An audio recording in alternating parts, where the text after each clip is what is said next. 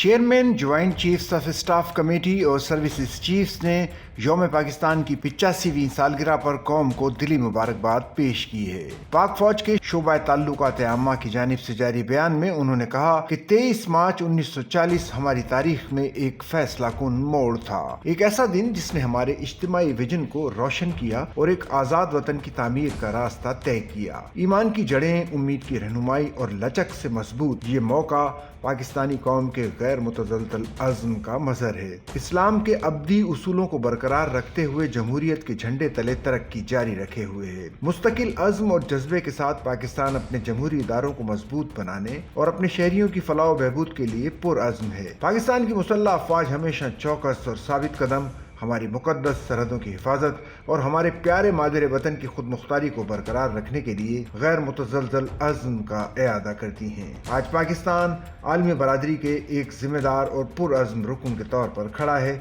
جو امن، استحکام اور تعاون کی حمایت کرتا ہے۔ الہ آبادی ISPR نے 23 مارچ کے حوالے سے خصوصی ملی نغمہ جاری کیا۔ ترقی، امن اور استحکام کے پیغام کے ساتھ خصوصی نغمے کے بول میرے محبوب پاکستان میری جان پاکستان ہے۔ عمران رضا کے لکھے ملی نغمے کو مشہور پاکستانی گلوکار عاطف اسلم نے گایا ہے۔ نئی ملی نغمے کا خصوصی پیغام ایک دل، ایک جان، ایک پاکستان ہے۔ سچل نیوز نیٹ ورک کی ویڈیوز میں خوش آمدید۔ ناظرین، ویڈیو سے متعلق اپنی قیمتی رائے کا اظہار کمنٹ باکس میں ضرور کریں اور چینل کو سبسکرائب کریں۔